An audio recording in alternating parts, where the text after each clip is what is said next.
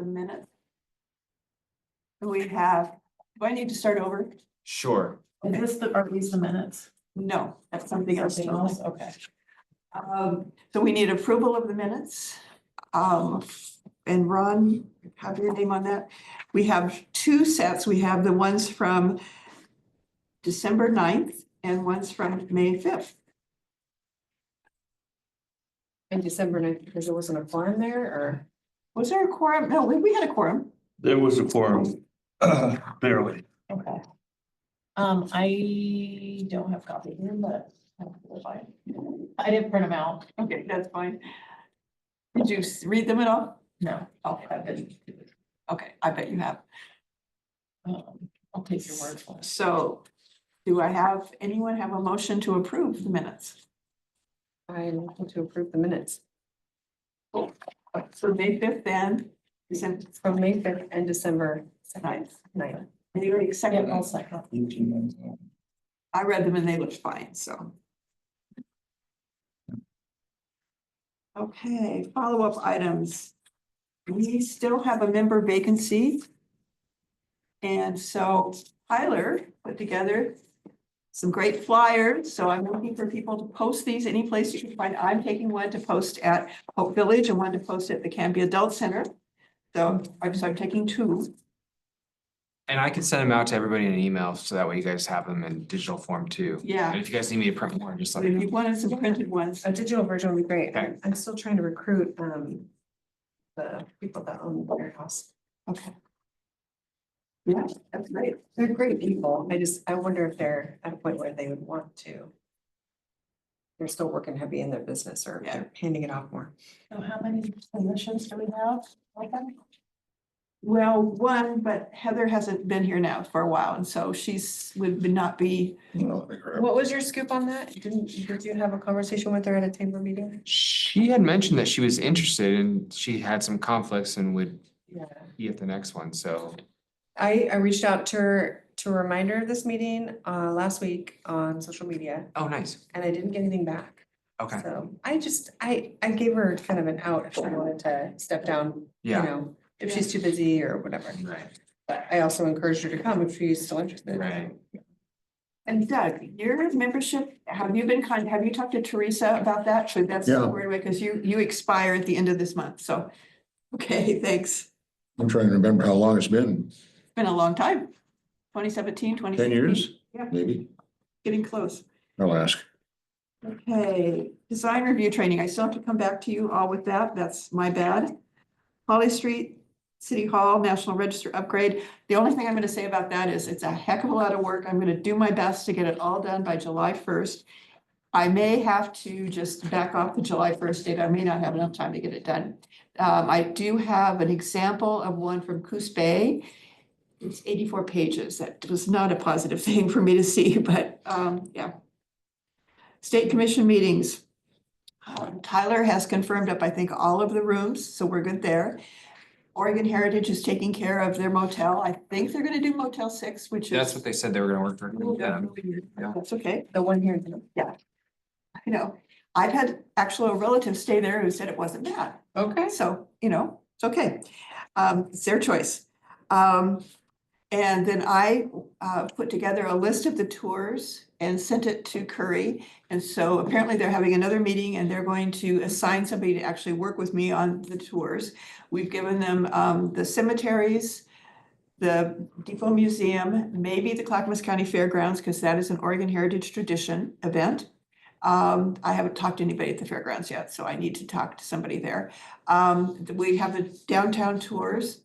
And then I've contacted with Jennifer Burns. She's the director of the Aurora Colony Museum Association, and she will be doing the tours. She will be doing a tour in Aurora, which is important for a lot of reasons for Aurora, but they do have a new research library and archive that they've built. It's downtown so that they can get stuff out of the museum and over to an archive. It's a great space. And so that's something I think they'd be interested in. And then we're going to do the DeMuro Award tours.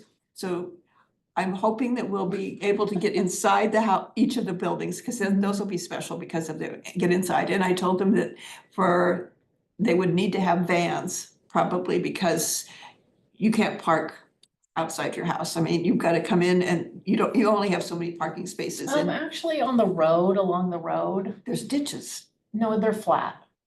It's not like this, it's like a grass space, like a I easement. grass just freak space. out every time I'm down there. It's gonna be, no, It'll be fine, it's okay. fine, there's a whole strip there that will work. Okay.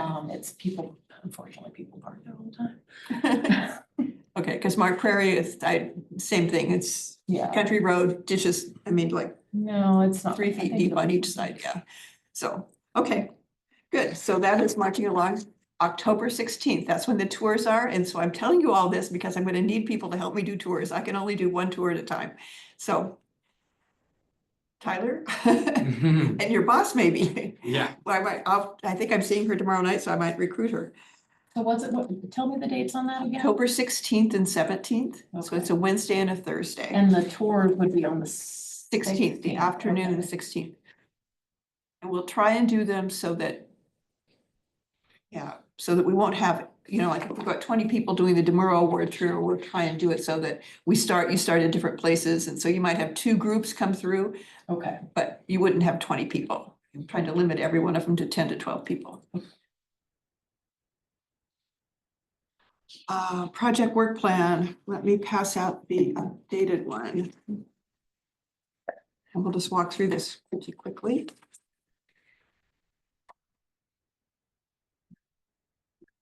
One for myself. Pass one down. Okay. So. We can stay, I kind of put everything bold that is sort of staring us in the face. The pull the ILS addresses with the owners, Tyler did that, so they're ready to, once we meet with the contractor, we can, and get a date of when they're gonna be in town. We'll be able to write, I'll be able to write the letter to the property owners. The draft notifies, we did review the RFPs today. And so it looks like we've got one more thing to check and then we'll have we'll know by tomorrow which one contractor we're gonna go with. Then the letter, I may want to move that out. I'm not sure I'm gonna get that out by June 6th, but yeah, it says move there after draft the letter to the owners. Yeah, because of what I'm doing with the National Register nomination, I'm sort of up to my eyeballs, so we're gonna wait on that. Ron is going to be writing the personal services agreement, but that's really sort of already written. it's got, yeah. You've got everything you need, You yeah, just have to put the name in yeah. and the amount. For everything for the website, I may reach out, Tyler, I may want to let you know this to Jake and just say, we're gonna push everything out a week or two, because Oh. we've got to get this. Perfect, okay. And then finish the National Register nomination, I've got to get that done. And then meet with the Civic Plus, which is the folks that are gonna be doing the changes to our website. And then we have to submit a grant report. July 15th, I have on here, but I'll check that date, make sure it's right. And then we'll be doing sometime in July, we'll be doing a project meeting with our vendor to talk about, okay, you're gonna go out and do these intensive level surveys for us. We'll set up a couple of things for them. So I'll be pulling files for them for the archival material that's at the depot. So we'll have to work out when they're going to be in town to do that, to look at those files, but also then to go around to each of the properties and take the photos and do all the work that they do there. So that's what we've got coming up at us. Daryl, Yeah. I don't know if you've already sent this to me or not, but if you haven't, can you email this to me? Yeah. I don't think I did. I think I just brought it to, Yeah, then I can get it in minutes. email to, got it. Okay. Goals. And if you want these, just fine. These are the, Yeah, we're cruising through here. Okay,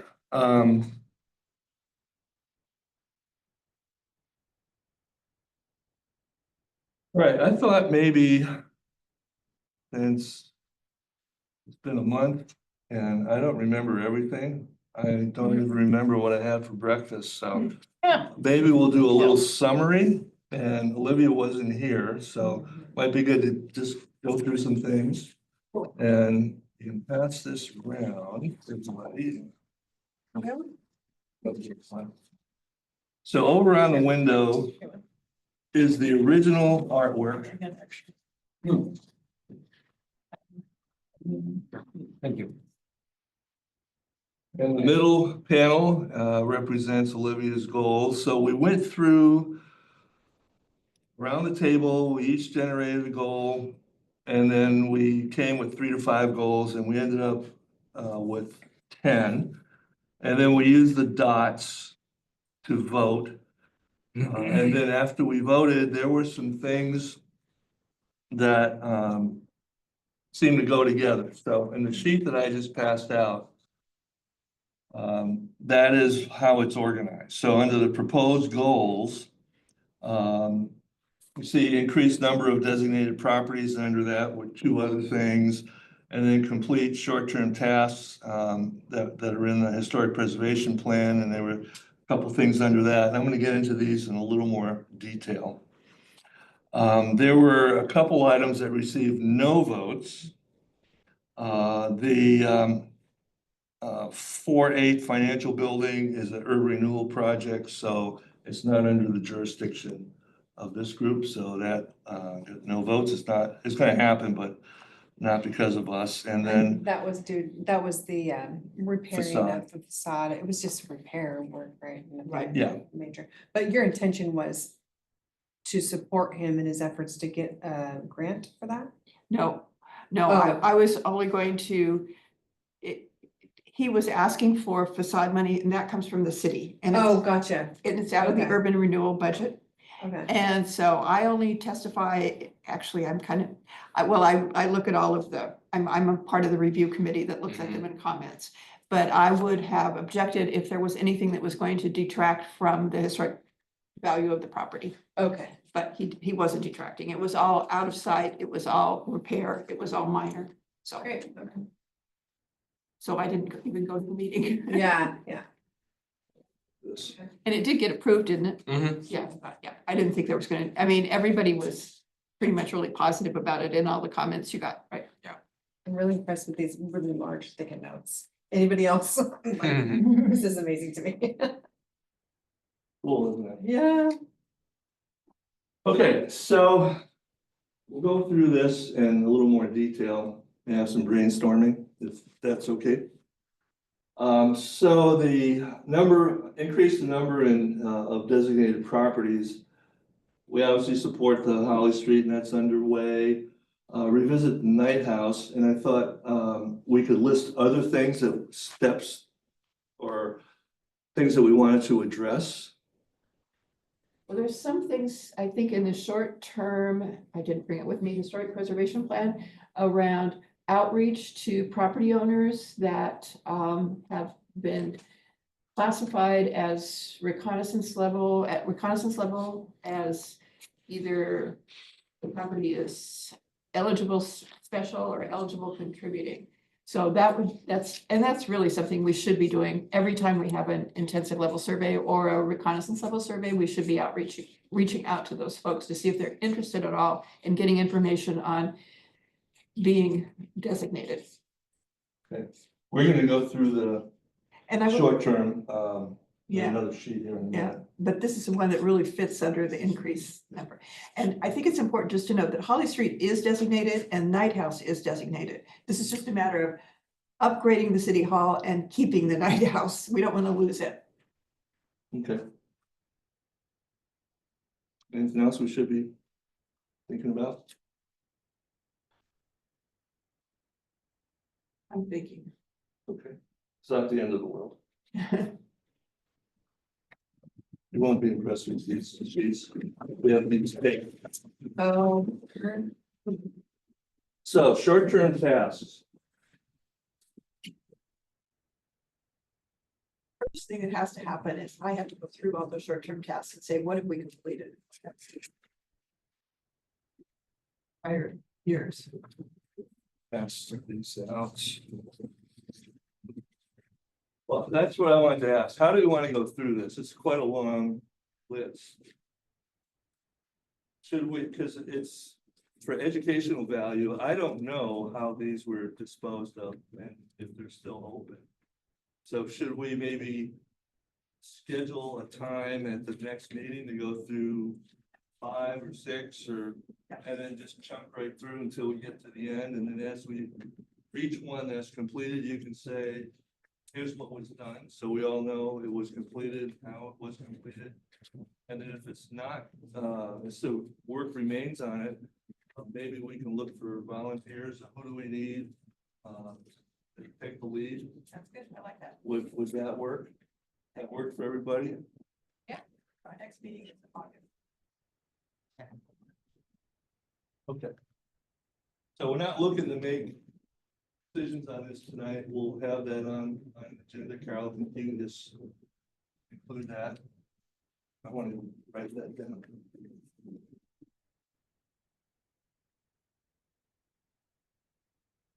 That addresses Carol's concern, and then Olivia, I think you had raised the issue of incentives. Yeah, I just want to have a reason for people to want to do this, right? As a property owner, why do I want to do this? So I want to give them good reasons. And it's not just incentives, it's more like, how does it benefit? Right? I mean, you know how it historically benefits community. So. Actually, this one really fits underneath the increased number of designated properties. I mean, this is just one of, it's another Yeah. element of that. Have one, has to have, yeah, for the other. So Carol had made copy, or Tyler made copies of this. It's from the municipal code and it has everything that the code specifies Incentives, yeah. in terms of incentives, and there's also state incentives if we get these bills to pass, right? They did. They did. Yeah, The Governor signed 3190 on May 28th. even though we didn't have the letter. They didn't even need us. But it's important because it's for commercial properties, but if you have a residence and you're doing something like running a business, you qualify. So it does, it's residential, when the business is there, like you could have a daycare center in your house or something like that. All of those kinds of things qualify for the 3190 tax rebate. One of the things I would add to this It's is called. there are some cities in Oregon that have a more extensive list of things they do Oh, yeah. as incentive. Oh, yeah. So we might want to do some research and get those, and then compare how this code, I'm short. Because there may be, or maybe things we want to approach the city council.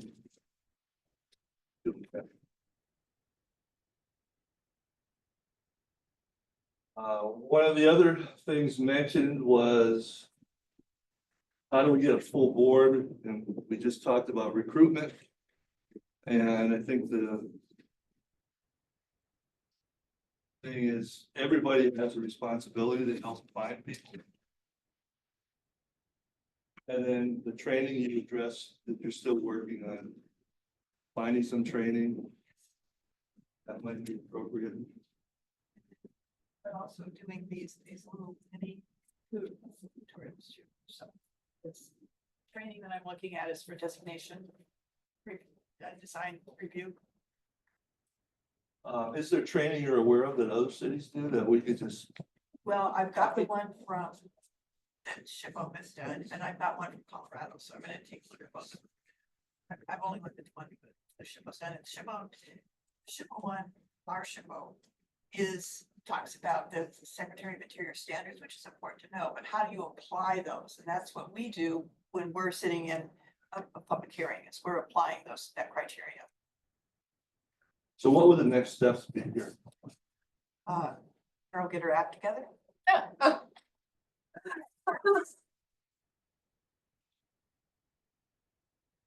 Had preservation of ag lands? Well, I love this idea. well, It is your 1A1, midterm 1A2, 1C1, I mean, 3 out of the short term and midterm or that. I don't know if I call it preservation, but, we need to evaluate that and get a management plan for that. No, well, actually, it's really never been done. Let's be honest. Let's have an email that said this relates to your tree that all. Which one? I know there's a lot of them. Just, there was a bunch of them I sent. I was all working on this all at the same time, and so I was just sending out email after email, and you were probably getting sick of speaking my name. The one, the blog with the. Oh, yeah, it was the blog. Yeah, that one, and it was a lot of details, and I was like, Oh. What did it say? that's the item. I'll find it forward to you. Okay. So who would do this? Evaluate and draft. This group? Or? We'd hire someone to do it properly. Yes. That's how you do it. We would have to, and it would have to be working with the city in the, help me, the long-term Planning. planning, which is Comp plan. already. Yeah, and actually, last year, when that all happened, I brought it up in one of the Oh, things in the first meeting. yeah. Meeting, Mhm. and they were kind of like taken aback that I brought it up, number one, and there was some shuffling around, and I don't know what happened since then. Okay. So with the comp plan? Yeah, the comprehensive plan, city plan, which I think is, I don't know if it's actually officially been, It's still it's on. still going. I don't know what the end date for that is, but it's a very important because the areas they're talking about bringing into the urban growth boundary are mostly farmland and very valuable farmland.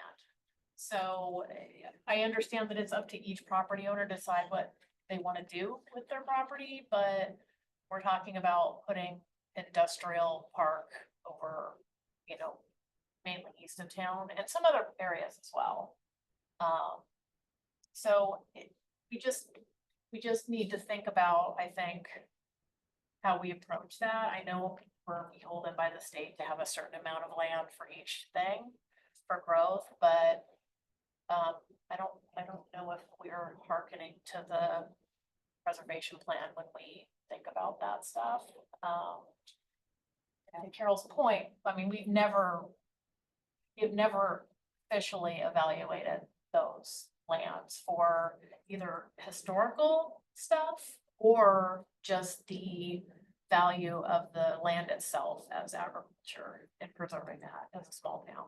That's my, There were surveys done in the 80s and the 90s, but those surveys were of the buildings, not necessarily of the Correct. property.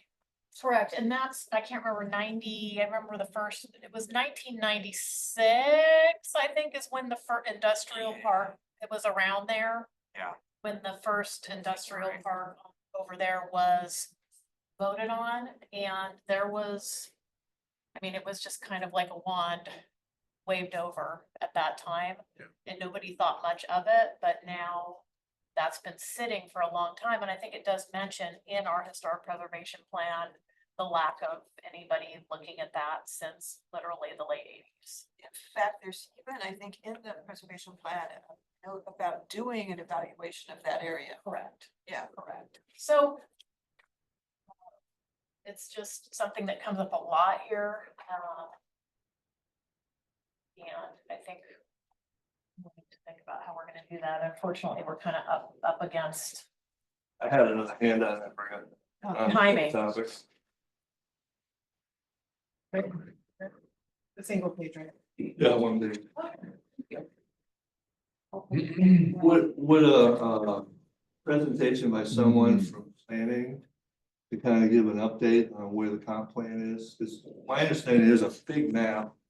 I think there's like 3,000 acres that the urban growth boundary could consider, but the city only needs 500 acres to meet the housing goals and some other goals. So someone from the planning department, Yes, came there's a in. percentage of residential housing, residential versus, it's broken down into like 3 or 4 different subcategories, but I can't remember what the acreage is for in light industrial versus housing versus, but my point being that most of the areas that are being brought in are actual farmland or being actively farmed right now. So, that's where we're at, and I think we would have to move quickly if we were gonna look at it, because I think I think there's a deadline for when the state has to have that plan, is that correct? I believe you're right, yeah. I think it's next year. The next phase is transportation. It's a 20-year plan. Yeah. Mhm. Is what it is. And there's a committee working on it, that's what I know. I was at the, like I said, I was at the first public meeting for it. Where it was pretty hilarious, people just had maps and they just put stickers where they thought all the places should be, not even really knowing who lives there or what it's about, so.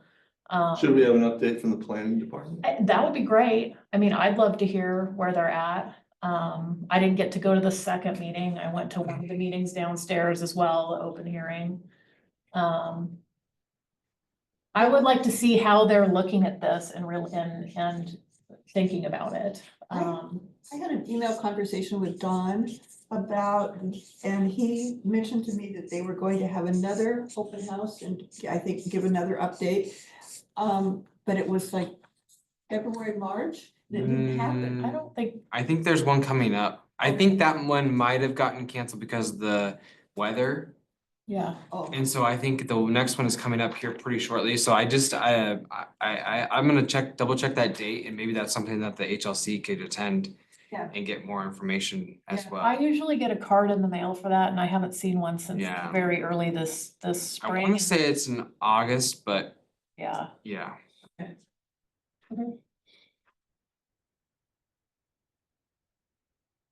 The All-Star community was mentioned. Carol is familiar with these things. yes. We should go through the list and that we can identify what we already qualify for. We are one short, I think.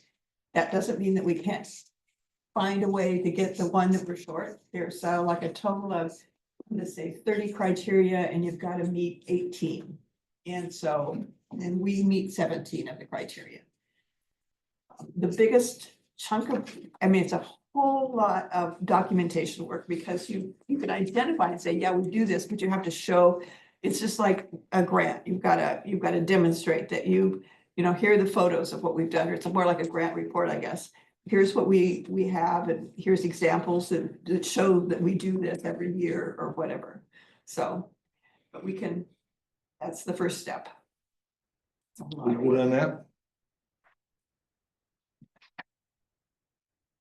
Where do I find more information about that, what that is? It's on the historic preservation website. Okay. They have the criteria is listed, the list of cities is included. And frankly, some of those cities don't seem to have much more than what we have. Okay. We have a lot. I mean, because we have Oregon Heritage Tradition here. We did have an Oregon Heritage Tree that's gone, but we still had the Oregon Heritage Tree, we good. So after we went through all of this, there has to be, and I'll wait for Tyler to come back. We want to make sure we're consistent with the charter, the city code, and the council goals. And I spent some time reviewing that. I don't see any conflicts unless I missed something. Yeah, I don't either. The council goals can be used by this commission. If we are doing something and we can show the council that we're helping them achieve their goal, they're more likely to give us a boost or maybe even some money. So that's why that's important. But we need to know if there's a staff impact. Because if we're burdening the staff to a degree that they can't get their other work done. Or slows down another project, we should know that. And some of this may have some budget, impact. And I don't know if there's any other criteria you want to apply.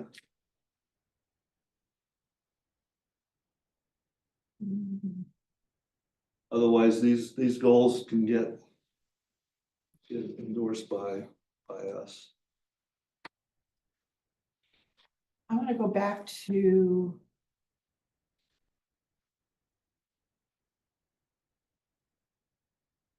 You can go back, these go both ways. yeah, I'm just trying to think which one. Let's see. Nope, not that one.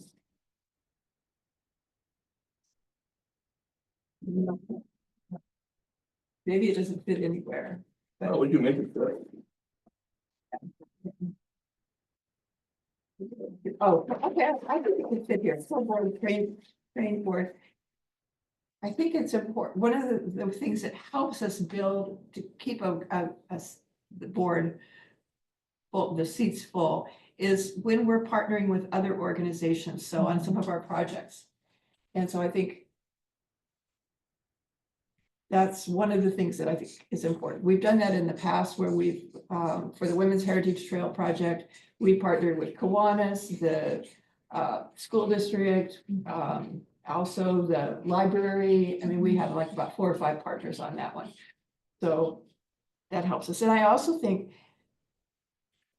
thing that I'm going to talk about later, where we are, let the world know that we are the advisors, that we can give you information. So when you have a question about your historic cemetery, so now I've got this lady's email address, so I can add her to my list of, you know, the next time we have a cemetery cleanup or something, I can add her to my list. So all that kind of is all part of it. Tyler, we didn't Yes. want to sign you up for anything when you're out of the room, but now that you're in the room. On these goals. Was there a staff impact on you? If we adopted the goals, is that gonna overburden your work? It doesn't seem like there's a lot of staff time with these different goals. Am I incorrect on that, or? There'll be some. Yeah. Yeah. Um. Not that I'm aware of right now, but. Nothing that comes to mind, I should say. I take that as a yes, you're okay with these. Yeah. All right, and then lastly. What do we forget? Carol mentioned the cemetery. She had she's gonna go through later about contact on the cemetery. Cemeteries don't appear anywhere here. And that's usually one of the cornerstones of a historic or heritage organization. But I don't see it as a goal, I see it as a project. So I guess as a project, we could fit it in at someplace else. It doesn't really fit designation.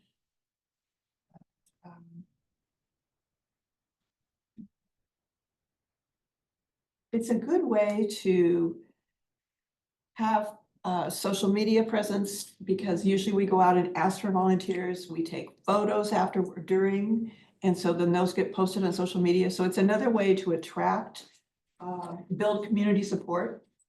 So I think, A high profile in the community. yeah, I think build community support is a really important part of increasing designation, but it's also an important part of keeping a full board. Because we're out in front of people and they.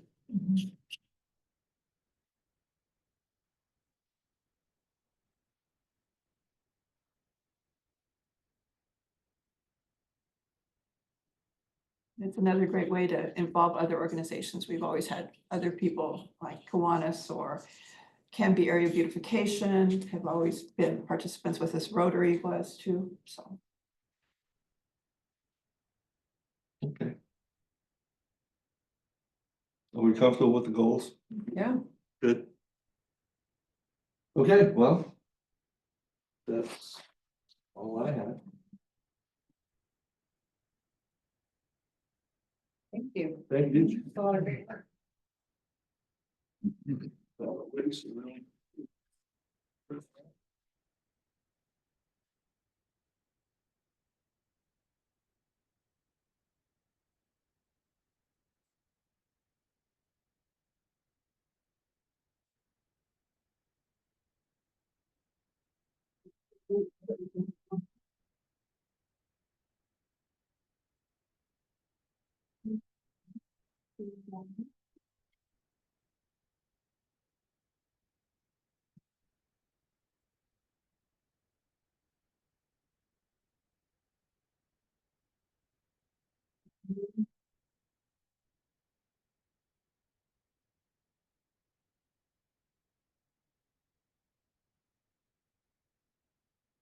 The good thing I passed out, this is literally a list of, if you've been to the Oregon Heritage Work.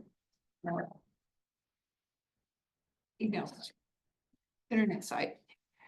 There's a section called technical support, and Heritage puts out bulletins, technical support bulletins, and these are the bulletins that they have, and this is one of the bulletins. I just peeled this off so you can take a look at it. One of the bulletins, so you'd see an example of what a bulletin looks like, that explains all of the laws, the Oregon state laws that pertain to historic cemeteries. So it tells you, how it qualifies as a historic cemetery. I was really impressed when I read this, because I did not know that anytime you have a cemetery with someone who's been there buried 75 years or earlier, it's also an archaeological site, which means there's certain things that come into play in terms of preserving those sites. So that was really interesting to me. But I wanted you to know that if you have questions about cemeteries, this is really a great resource in it. The one I think that's missing is the gravestone symbols. So those are really fun things to take, and that apparently is coming out. So someone must be working on that one. We have, the other thing I have that's attached to the back of the state laws pertaining to historic cemeteries, the last 3 pages, I think, or 2 pages, is actually, I copied the historic cemeteries list in Oregon. I didn't copy the whole thing. I just did Clackamas County. For those, the Clackamas County list alone is probably 8 pages long, but I just did the ones that I know were pertinent to our area. So you've got Colton, Needy, Canby, Baker Prairie. So you can see the cities are in the middle column. And I included Malala in here too, so that we have a lot of historic cemeteries in the area.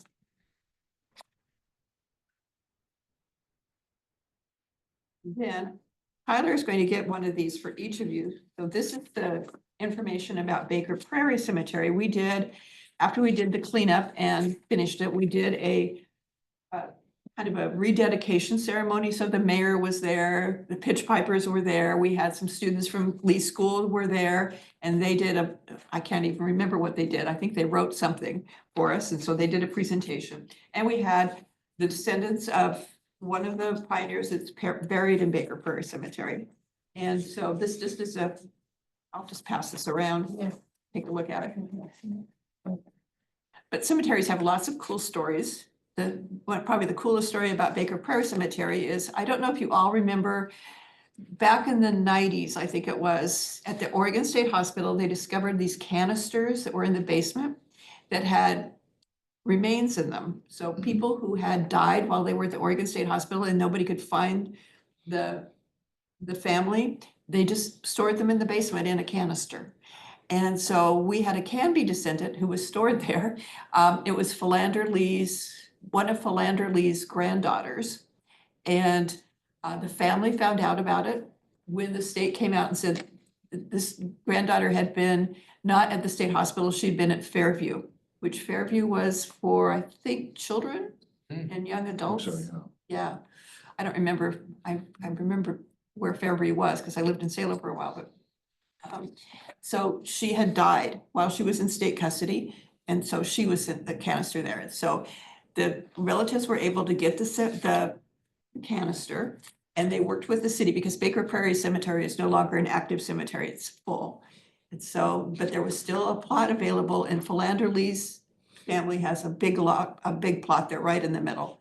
And they were able to get it buried there, and they had a very special ceremony there for that. And there's, I think, a photo in there of the Bertha Lee grave marker. So that's. We know that Baker Prairie is full. I know if you walk over and you look at it, you think, oh gosh, there's all these spaces here and there's spaces here, and you know, could they reopen it again? But in 1891, when the Canby Evangelical Church was established, they had an elder who was very ill, and they knew that he was not going to last, but they knew that there was no room left at Baker Prairie to put anyone. All the plots, now that doesn't mean there's people buried in every one of them, but the plots were all sold. So there could be some where somebody didn't get buried. But they couldn't get into Baker Prairie, so that's why they, as a church, took up the task of creating a new cemetery. One of the members donated the property that is now Zion Memorial. I think it's been added to since then, but that was the original, at least in the old section was the original. And so that's how that cemetery came into being. And now neither one of them was owned by the city. Baker Prairie, there was a pioneer cemetery group that took care of Baker Prairie Cemetery for a long time. They were sort of I don't want to say they were a nonprofit, because they were just a not-for-profit organization, a group of people that kept it up. But many of them aged out or moved away, and suddenly nobody was there taking care of it again. So the city just basically got foisted onto the city. I don't exactly know how that happened, but it did. Zion, there was actually, the same thing happened. People in the church that were part of the group taking care of the cemetery, they got old and couldn't do that anymore. There were no new people that were interested in doing that so it went on the ballot in 1936 it was a ballot measure for the city to take over Zion Memorial Cemetery. And I'm not sure that the city was real thrilled about that, but it passed by a big margin. And so the city took over Zion. And the city still struggles, I think, running cemeteries. It's not financially, it's a kind of an issue all the time. So anyway.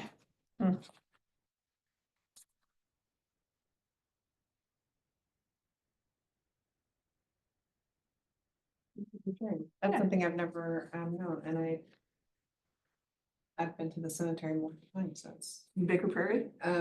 Zion. Zion. Yeah, Zion, there are knights buried at Baker Prairie and Lee's buried at Baker Prairie, but there's knights and Lee's also at Zion, just I think because they ran out of room. Yeah, interesting. Yeah. So, let's see. We have a report due for our grant. And so Tyler's gonna get me his volunteer hours. Ron, you've gotten me yours, but you probably have some more to add to it because this will cover everything from April 15th until, is it July 1st, Tyler? Yes. Yeah.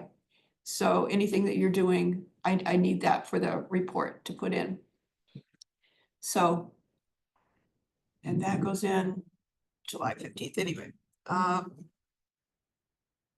Other business, Tyler got a notice from Oregon Heritage that we are going to be getting our CLG grant, our CLG review, which means they're going to review us to make sure that we are still compliant with all of the rules about being a certified local government. So we're going to try and schedule that. And you're all invited to that meeting.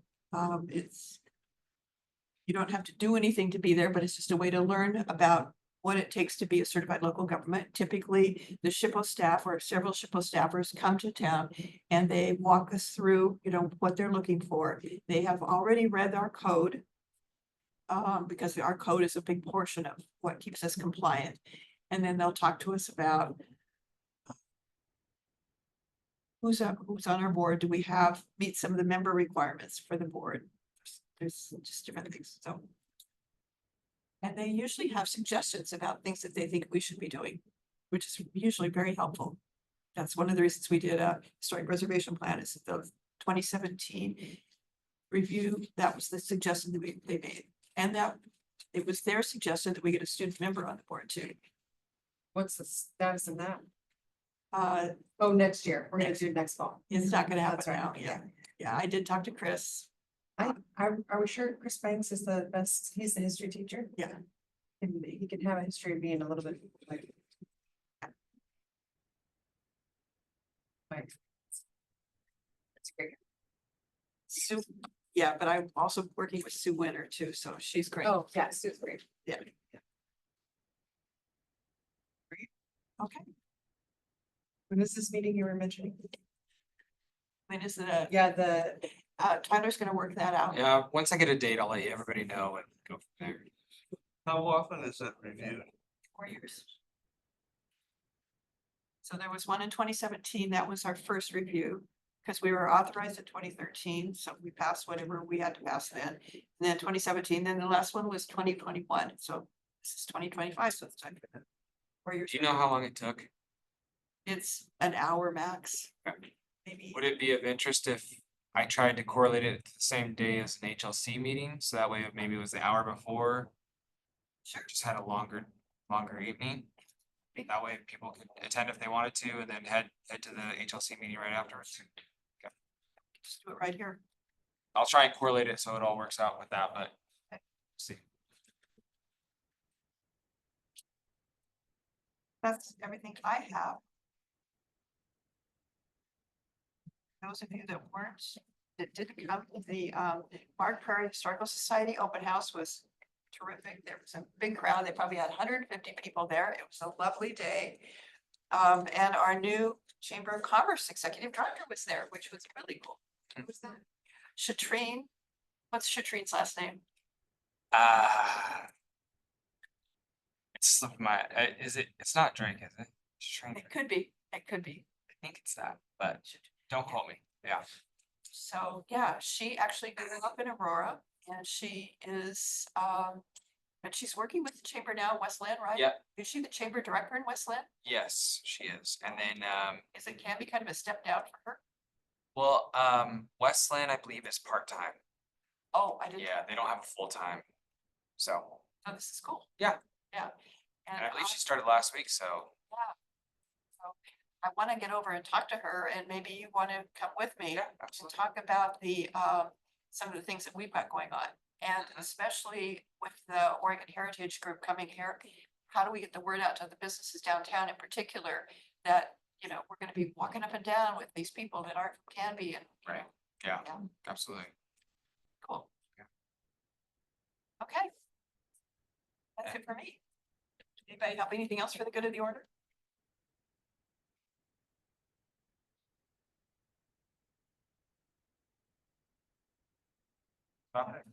Yay, yay.